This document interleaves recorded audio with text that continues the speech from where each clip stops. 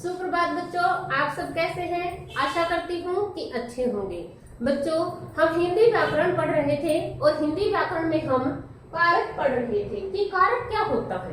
पहले मैं आपको एक बार थोड़ा सा रिवाइज करके बता देती हूँ कि हमने क्या क्या पढ़ लिया था, तभी हम आगे प्रारंभ करेंगे। तो बच्चों, कारक संज्ञा या सर्वनाम का कि वाक्य में आए दूसरे संज्ञा या सर्वनाम से या क्रिया से उसका क्या संबंध है, संबंध बताने के लिए कारक का प्रयोग किया जाता है। मैंने आपको बताया था कि कारक के शब्द जो है कारक चिन्ह होते हैं, कारक विभक्ति भी इसे कहते हैं, परसर्ग भी इसे कहते हैं। तो कारक के कितने भेद हैं? 8 भेद हैं। हमने 3 भेद पढ़ लिए थे। कर्ता कारक, जिसमें वाक्य में क्रिया के साथ कर्ता के साथ क्रिया का क्या संबंध है, दूसरे शब्दों से उसका क्या संबंध है, संबंध बताने के लिए कर्ता कारक का प्रयोग किया जाता है और इसके साथ ने विभक्ति का प्रयोग किया जाता है। नंबर 2 था कर्म कारक।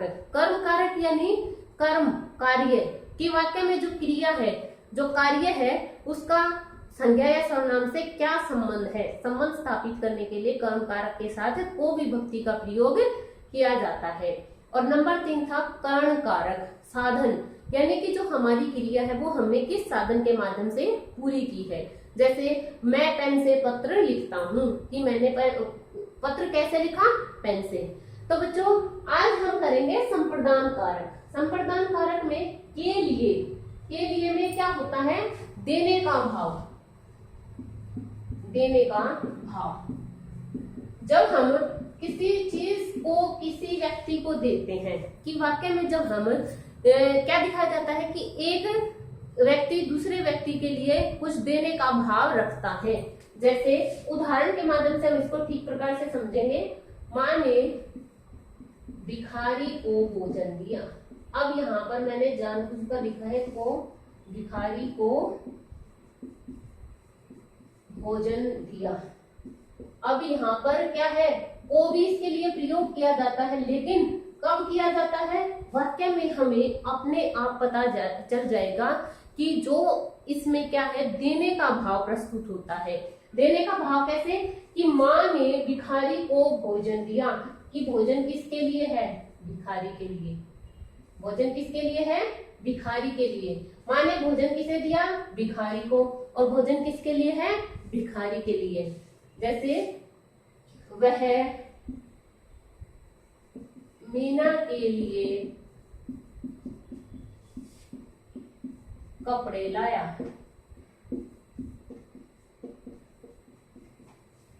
कि कपड़े किसके लिए लेकर आया, मीना के लिए।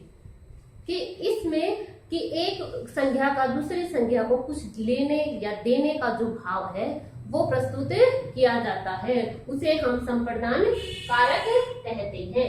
नंबर 5 है अपादान कारक। अपादान कारक में क्या होता है, से विभक्ति का ही प्रयोग होता है, लेकिन क्या होता है, अलग होने का भाव। क्या होता है, अलग होने का भाव, या फिर तुलना भी हो सकती है। ठीक है, कि जब हम किसी से कंपेयर करते हैं कि वाक्य में, जिस वाक्य में से लगा होता है और क्या दिखाया जाता है, अलग होने का भाव दिखाया जाता है, तो क्या है, वहां पर तुलना भी हो सकती है या फिर अलग भी हो गया। जैसे पेड़ से पत्ते गिरते हैं,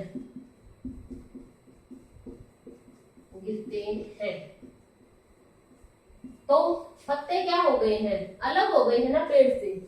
अलग होने का भाव दिखाया गया है, तो पत्ते क्या हो गए, पेड़ से अलग हो गए, या दोबारा लग जाएंगे, नहीं लगेंगे ना। तो वह एक बार तो पेड़ से क्या हो गए हैं, अलग हो गए हैं, तो अलग होने का भाव दिखाया गया है। वह अपने भाई से लंबा है, अपने भाई से लंबा है।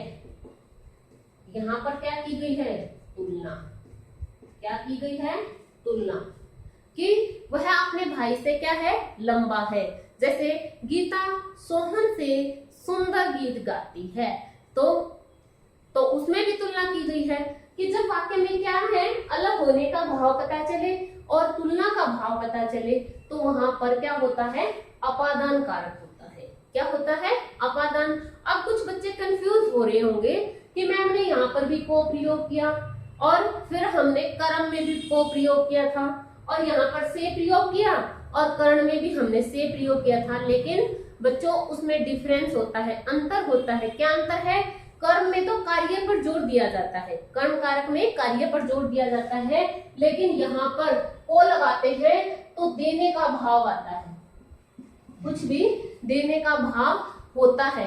उस वाक्य को अगर आप पढ़ोगे तो आपको अंतर पता चलेगा कि इस वाक्य में कुछ चीज देने की बात कही गई है। और से में कर्ण में हमने से लिखा, वह कलम से पत्थर लिखता है, कलम से पत्थर लिखता है। तो क्या है, इसमें हमने साधन का प्रयोग किया है। तो आपको ये चीज बिल्कुल ध्यान रखनी है। आपके एग्जाम में ये पूछा जा सकता है कि निम्नलिखित में से भेदों के नाम लिखो और से दोनों लिख दिया, तो आपको बताना है इसमें अपादान कारक है या फिर कर्ण कारक है। तो अपादान कारक कहाँ पर होगा? जहां पर अलग होने का भाव होगा या तुलना होने का भाव होगा। लेकिन कर्ण कारक जहां पर होगा वहां पर कार्य को पूरे करने की क्रिया जो है वो किस साधन के माध्यम से हुई, साधन के लिए यहाँ पर से प्रयोग किया जाता है। तो बच्चों जो हमारा नेक्स्ट है वो है संबंध कारक। जैसा कि इसके नाम से ही पता चलता है संबंध क्या होते हैं कि उसका इसके मित्र के साथ क्या संबंध है, माता पिता के साथ कुछ संबंध है। तो आपस में एक संख्या का दूसरी संख्या से रिलेशन बताने के लिए कि वह उससे किस प्रकार संबंधित है, किस प्रकार जुड़ी हुई है, तो ऐसा बताने के लिए संबंध कारक का प्रयोग किया जाता है। इसमें का, के, की, आदि आदि, र, रे, री, ना, ने, नी आदि शब्दों का प्रयोग किया जाता है, आदि चिन्हों का प्रयोग किया जाता है कि एक व्यक्ति का, एक संख्या का दूसरी संख्या से या दूसरे व्यक्ति से क्या संबंध है, संबंध बताने के लिए, उससे जोड़ने के लिए। जैसे अब हमने लिखा कल अनीता की शादी है, अनीता की शादी है, तो शादी किसकी है? अनीता की। शादी को उससे संबंधित करने के लिए इसमें हमने की शब्द का प्रयोग किया है। यह मोहन की गाड़ी है, यह मोहन का घर है। घर का क्या संबंध है उसके साथ कि वह घर मोहन का है, उसका संबंध घर का मोहन के साथ संबंध दर्शाने के लिए का शब्द का यहाँ पर का चिन्ह जो है वो लगाया गया है, इसे हम संबंध कारक कहते हैं। नंबर 7 है अधिकरण कारक। अधिकरण कारक में क्या दिखाया जाता है? क्रिया के होने का स्थान, क्रिया के होने के स्थान के बारे में बताया जाता है कि क्रिया कहाँ पर हुई, कि जो हमने क्रिया की है वो कहाँ पर घटित हुई, कहाँ पर उस क्रिया ने, वहां पर कहाँ पर ये क्रिया हुई है, कि क्रिया के स्थान का बोध होता है। अब मछली जल में रहती है, मछली जल में रहती है, तो कहाँ रहती है? जल में। तो जल पर थोड़ा कह सकते हैं, मछली जल पर रहती है, ठीक है। वह छत पर खेल रहा है, तो कहाँ खेल रहा है? छत पर। तो इसमें दो विभक्ति लगती है, में और पर, कि कुछ क्रियाएं क्या होती हैं, किसी दूसरी क्रिया दूसरे स्थान पर क्या होती है, अंदर होती है, कुछ क्रियाएं बाहर होती है। जैसे वह बॉक्स के अंदर किताब रखता है, के अंदर, कि बॉक्स में किताब रखता है। और कुछ क्रियाएं क्या होती है? सरफेस। अब आप देखो कि मैं ये कहूं कि पेड़ में चिड़िया बैठी है, तो वो गलत हो जाएगा, पेड़ पर चिड़िया बैठी है। कि वाक्य में क्रिया के होने के स्थान का बोध होता है कि वाक्य में जो क्रिया है वो कहाँ पर घटित हुई है, कहाँ पर वो हुई है। स्थान का जब बोध कराते हैं तो अधिकरण कारक का प्रयोग करते हैं। संबोधन कारक। संबोधन यानी संबोधन से ही पता चलता है किसी को बुलाने, पुकारने, बुलाने या सचेत करने के लिए। सचेत यानी सावधान, सावधान करने के लिए हम इसका प्रयोग करते हैं। और इस कारक की मुख्य पहचान है कि वाक्य के आरंभ में ही प्रयोग किया जाता है। अरे नेहा और विस्मयादि चिन्ह, विस्मयादि बोधक जो चिन्ह होता है उसका प्रयोग किया जाता है। अरे नेहा तुम कहाँ जा रही हो। और सचेत करने के लिए अरे रामू पीछे गाड़ी है।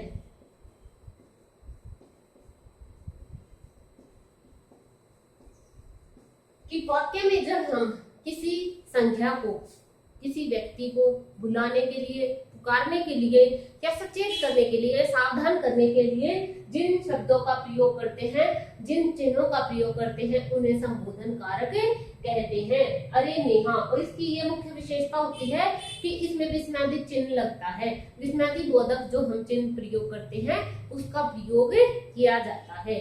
तो बच्चों चलो एक बार थोड़ा सा संक्षिप्त में इसको रिवाइज कर लेते हैं। हमने 3 कारक पहले कर लिए थे, कर्म कारक, कर्ता कारक, कर्म कारक और कर्ण कारक मैंने रिवाइज करा दिए थे। अब मैं एक बार थोड़ा सा रिवाइज कर देती हूँ। नंबर 4 था हमारा संप्रदान कारक। संप्रदान यानी किसी वाक्य में कर्ता के द्वारा किसी दूसरी संज्ञा को कुछ देने का भाव जब प्रस्तुत किया जाता है तो वहां पर संप्रदान कारक का प्रयोग किया जाता है। जैसे माँ ने भिखारी को भोजन दिया, वह उसके लिए मिठाई लाया। ठीक है।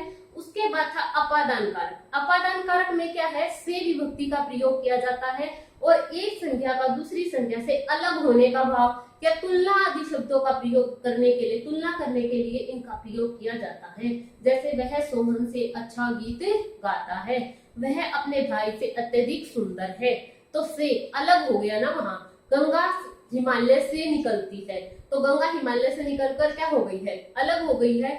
तो अलग होने का वहां भाव होता है और तुलना का भाव भी होता है। ठीक है। उसके बाद है संबंध कारक कि वाक्य में एक संज्ञा का दूसरी संज्ञा से संबंध बताने के लिए जिन चिन्हों का प्रयोग किया जाता है उन्हें हम संबंध कारक कहते हैं। और उसके बाद है अधिकरण कारक कि क्रिया के होने के स्थान का बोध कराता है कि क्रिया कहाँ पर हुई, सरफेस में हुई है या किसी चीज के अंदर हुई है, उस क्रिया का बोध कराने के लिए में और पर चिन्हों का यहाँ पर प्रयोग किया जाता है। में और पर सर्ग लगाए जाते हैं। और उसके बाद है संबोधन कारक किसी को बुलाने के लिए या किसी को पुकारने के लिए जिन चिन्हों का प्रयोग किया जाता है, जिन उपसर्गों का प्रयोग किया जाता है उसे हम संबोधन कारक कहते हैं। तो बच्चों आशा करती हूँ कि ये कारक आपको समझ में आ गए होंगे। लेकिन फिर भी अगर आपको लगता है कि हमें डाउट है तो पहले तो आप एक बार अपना चैप्टर अच्छे से रीड करें और फिर भी कंफ्यूजन क्लियर नहीं होता तो आप मुझे कमेंट सेक्शन में लिखकर जरूर पूछें। Thank you, have a nice day.